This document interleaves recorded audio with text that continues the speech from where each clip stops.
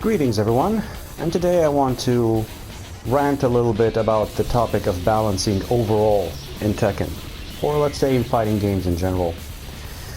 I want to talk first of all about the generals of like the community's position and the player's position regarding balancing, and then I wanted to talk about balancing specifically in Tekken and how it's implemented and what I think is fair and unfair to say about it.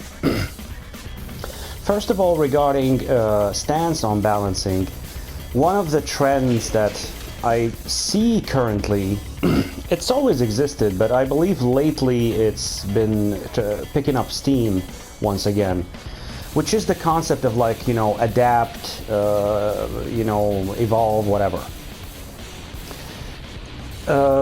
There's a channel on YouTube called Core A Gaming. I think you should be familiar with it.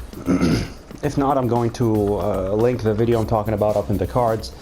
The guy of Core A Gaming, I believe he's called Jared, he was talking about balancing and how it's like more beneficial to the game to buff the nerf, whatever. That's not the topic here today. But the thing is, back in the day when you actually had arcade cabinets, patching games and addressing balancing was a nightmare. They had to physically send an engineer to like tamper with the board or like patch the machine manually, which means that they had to send a person to theoretically each and every arcade cabinet that they own to address balancing issues. And after a certain point, they would of course give up and they would stop addressing these things, and you'd have a final version of the game. If you have that kind of environment, there is not much you can do. You can bitch about balancing all you want, but it's not going to change anything. And people were like, dude, please stop. This is the arcade cabinet. You either put your quarter in it or you don't. Don't bug me anymore. This is it. Either adapt to it or don't play it. The second mentality that emerged is implementing bans. The community or the players would like ban a certain character. If you pick them, they would refuse to play against you. Certain kind of like exploitative glitches would be again kind of like bannable. If you do them, you would not get any human players to fight against, so on and so forth. I don't think this mentality should continue to this day and age, where we have clearly consoles and PC versions which can be patched in the blink of an eye. Now, developers are making this to be, an extremely difficult task, but is it really? Like, you have a lot of community patches. Like, just look at the Street Fighter V controversy. For like 4 years, the developer was like, oh, we can't fix the netcode is fine, there's nothing wrong with it. And a guy who's a modder just comes out and he says it took him 2 days to fix the netcode. He released a mod for PC which made the game run butter smooth, and it forced the developers to address it. And they didn't address it as well as he did, actually, but still, he kind of like exposed the fact that it's not super hard to patch the game. When a single person can do it within 2 days, an entire company could have done it within an hour. So they overstate how difficult it is to patch the game. And the other thing that I understand that they would have issue with is, of course, who do you listen to? If you go to a Reddit or to a Discord, to whatever, you get 10 people with 10 different opinions. Some people think that, for example, King's rolling death cradle should be nerfed, while it obviously shouldn't. So the thing is, who do you listen to? Well, if you had a wise man who was actually running things at Namco, he would look to the posts or to the feedback from the community to see stuff that he missed. He wouldn't do something to just appease the masses. If you had communication, of course, he would actually maybe take a little bit of his time to explain a few things. He would like, okay, yeah, I think I see that a lot of people are saying that Fakumram is whatever broken, but we think that he's so and so and so, he has these weaknesses, and if it proves otherwise, we're going to patch him. So who do you listen to should not be an issue if you are wise enough and you're just looking for stuff that you missed. And making the apology of like, oh, patching is hard or whatever, or the community saying, oh, adapt and whatever. I don't think any of that is the correct method for moving forward. Sajam, I don't know if you know him, again, another channel on YouTube, mainly Street Fighter focused, but he discusses all fighting games pretty much. I might link the video up in the cards. He made a video almost a year ago about how we should demand more from our fighting game developers. And I believe he's absolutely right. We should not settle for just like, okay, it's good enough, the game is balanced, like, okay, fine, it's 70% balanced, we've been through worse. I don't think we should continue to forgive the developers for these kind of things, and we should demand more. So what about balancing in Tekken specifically? Tekken is a very, very, very weird kind of like iteration or a take on balance. The thing is, bottom line is, I don't think Tekken is difficult to balance. You could say, how could you possibly say that? This is a game with 50 characters almost, and whereas not each and every one of them is king with almost 200 moves, even the abstract character still has no less than 70 or 65 moves. I believe there's no character with less than 70, maybe. How could you say that this game is easy to balance? Well, the thing is, Tekken has established something that other fighting games wouldn't dare do in the modern day, which is the fact that all characters are homogenized. They are extremely homogenized. If any other modern fighting game did this, it would be accused of being uninspired, uncreative, playing it super safe, so on and so forth. Tekken has already established a fan base that understands that all characters, almost all, with very, very few exceptions, have a 10-frame jab that's +8 on hit, +1 on block, very hard to whiff punish.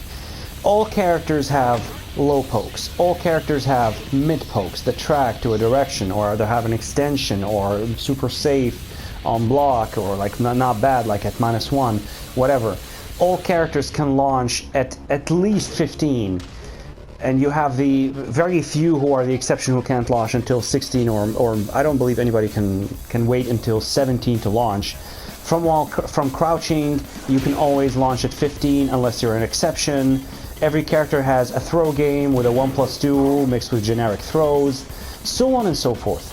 The cast is so homogenized that all you have to do is not give them too much, for example, in the realm of standing punishment, and give them too much in the realm of while standing punishment at the same time. Yet the developer still did it. You shouldn't like give a character super fantastic keep out, which means that you can't get in on him. And once you get in on him and you get through that keep out, he has like super evasive moves and like just ways to slip out of pressure and get back into his preferred range. That is what we have in Tekken. We have, in some instances, extreme attention to detail, just extreme. You wouldn't believe how deep they dived into the balancing, while in other areas there's just complete neglect.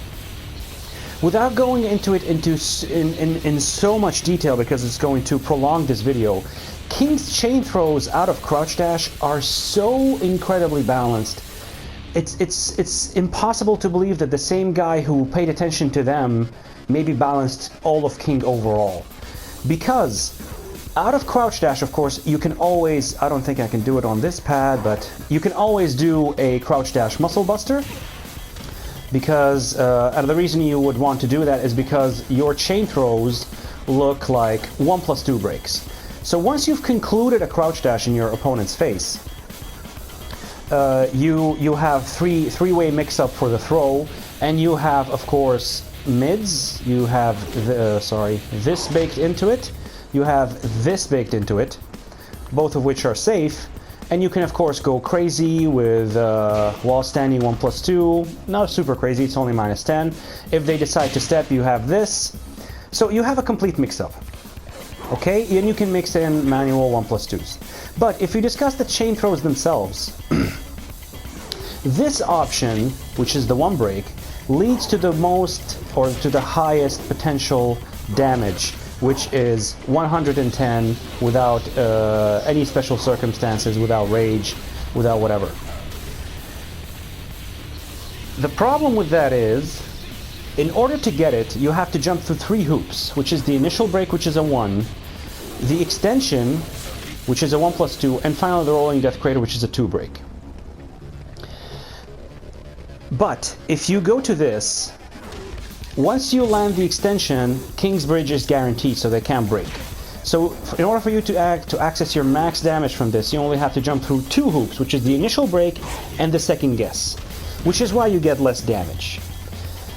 So, without going into too much detail, the 2 break out of the 2 options is the exact same damage. The 1 break out of this is less damage at 50. The 1 break out of this is more damage at 60. And the initial throw, this is going to be 25, and this is going to be 22 or 20. 20. Overall, if you calculate all of this, despite the fact that Rolling Death Cradle is the most damage, this is the more appealing option. Because you do more damage no matter which extension you do, and your opponent only has 1 chance to guess on the extension, not 2. This is why, once you get this broken, King takes 5 points of damage because the opponent kicks him, while this does not.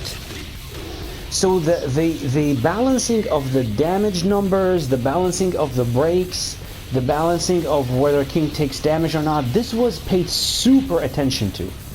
This shows you that Namco is capable of balancing the game. They understand how to do it. It's just that I refuse to believe that the same guy who balanced these balanced this.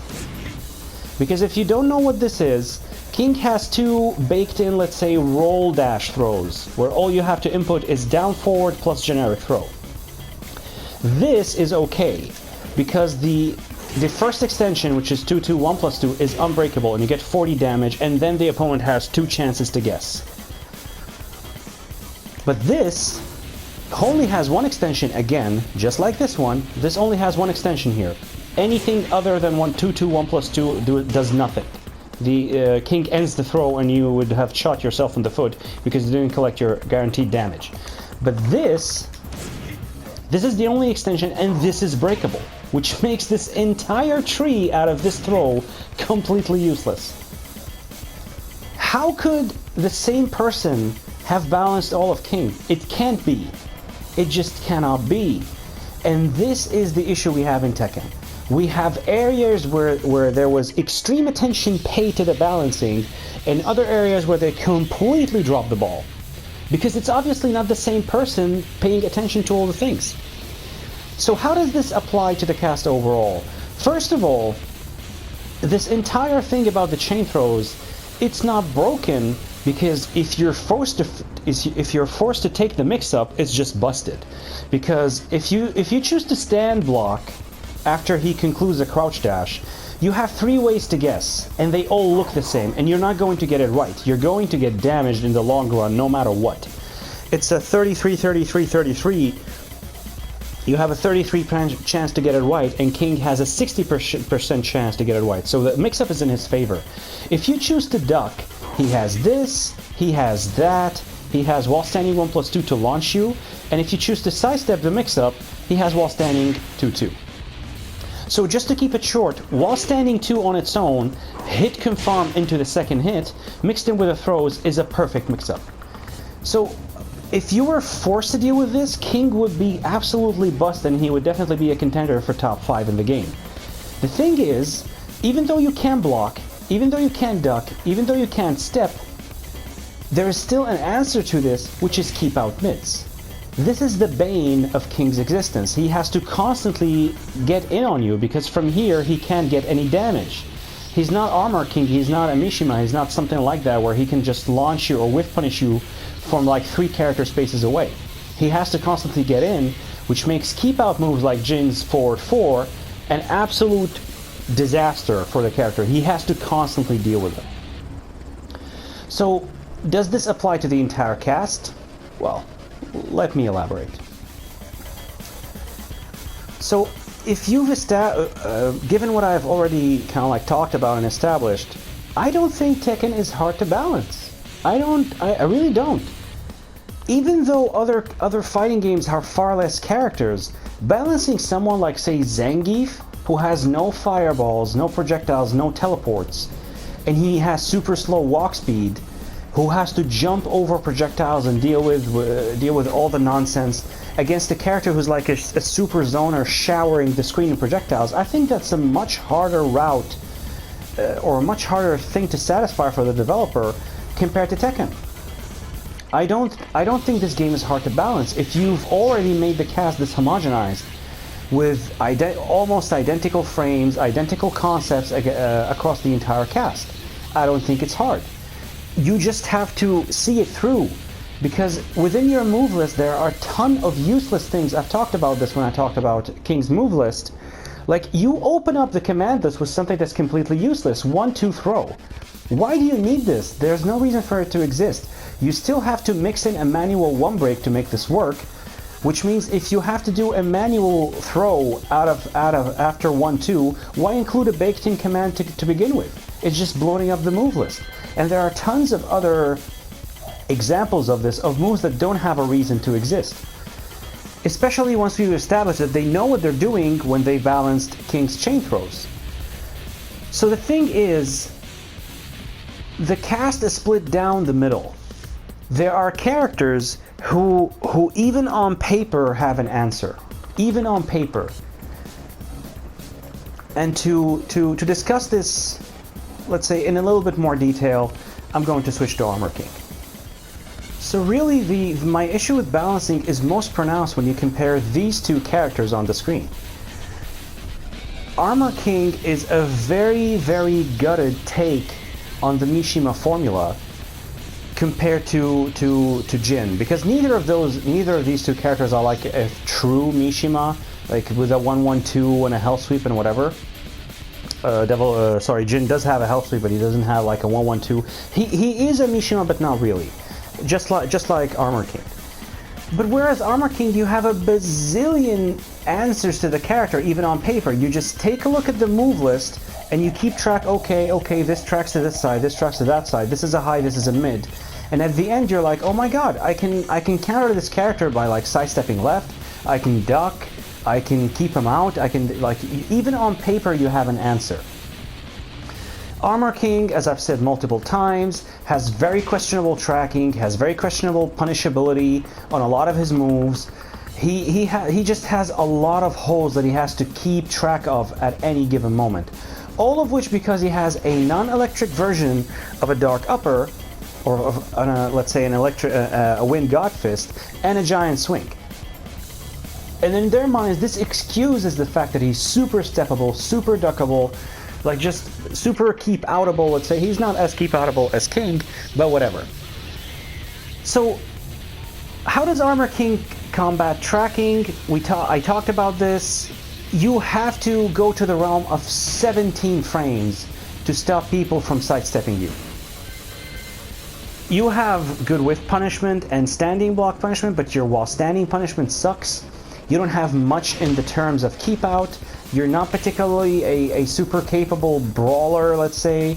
You're not the best rushdown character. You're not the best mix-up character, whatever. Compare that to Mr. Jin here. At 13 frames, you no longer have to worry about sidestepping. Down forward 1 catches duckers, standing 4 catches everything else. And his standing 4, even though it's 13 frames, not 11, just like Armor King's, it's a homing counter hit launcher, which is of course safe on block at -9. So already, at 13 frames, you're not stepping Jin. He does have a throw game. Yes, I understand you can react to the arms if you're a Jedi, but still, he does have a throw game, and he doesn't have super high execution on his throws, which means that he can do them freely from neutral without having to set them up out of like strings or mids or staggers or whatever. You can't step him. He can keep you out because he has one of the best keep out moves in the game in forward 4. He has great lows. This is +3. Let me just reset it so the frame data displays on the correct side. Great low. This used, of course, to counter hit launch. And now he only gets this scissor kick. He has fantastic standing punishment. He has an electric. even if he doesn't have the execution for electric, he can do this, which is a safe wall bounce move, high, but you can't duck it, I believe. Maybe you can duck it, I'm not sure really. But he can do this as a Punisher, and he can wall bounce you for 14. From standing, he also launch punishes at 14 frames, and it doesn't have to wait until 15 or 16 like Armor King. And this is only -12, not even -13. I could go on and on. Bottom line is, this character lacks nothing. The one thing you could say he maybe lacks is a weakness to side walk, right? Not sidestep, but side walk, which is much more vulnerable than just a simple sidestep. And even that, again, he can combat easily because he has whatever these Zen homing moves, homing mids. This is super evasive. So bottom line is, he can rush you down easily because he has a lot of pressure tools. He has keep out, and once you get in on him, he's super evasive with shit like this, and he has a parry. On top of him having not a super bad sidestep. His movement is not exceptional, but it's by no means bad. So this character on the right has no answer even on paper. And all you have against a gym player is the mind games. Whereas against Armor King, you have an answer apparent even on paper, and you don't have to wait until the mind games. You have a weakness that you and the other player have to constantly keep in mind and play around. And that's why I don't think Tekken is hard to balance. You just, like, not paying the same amount of attention to all characters. There are things that just don't make sense. On paper, they don't make sense. They don't require community feedback. You don't have to wait for people to tell you that, why the hell do you give King a down forward 1+3 if the only extension out of it is breakable? Why does that move exist? Just remove it. I'm not saying it should be buffed, because even if it was buffed, like, it would be useless. Just remove it. You're cluttering up the move list needlessly. It's useless. Whereas Armor King, like, if he has to stop you ducking, he almost has to do something punishable. It's so hard for him to not go into the punishable realm. Otherwise, he doesn't get any reward. Maybe you could check with this, but like, the range is not fantastic. It's okay. It's as good as a 12 frame mid should be, in my opinion. But like, other characters don't play these games at all. At all, they don't play them. Like with Jin, he has like 77 moves. Like, just remove the throws and like the 10-hit combos and whatever. He has like 65 moves. Let's say 60. Out of the 60, I believe only 20 is punishable. The rest is safe. With other characters, it's the other way around. He has safe stuff that you're like, what? This is safe, really? And yeah, it is safe. So I don't think Tekken is hard to balance. I think we should demand more from the developers, and they should stop this endless cycle of, okay, more characters, oh, we can't keep track of it, the game is super big now, let's just wait until the next one. Just scale down. We don't need new characters. Stop the new character madness. It's enough. We already have like, I believe what, like 100 characters maybe?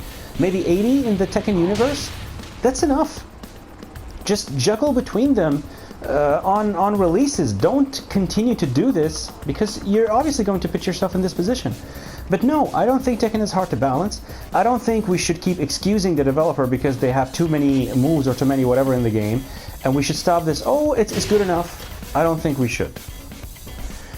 So yeah, I hope you enjoyed this. I'm going to be taking a look at Lars next for my anti-character guides, followed by Fang and then Jin. So yeah, thank you all for watching, take care, and goodbye.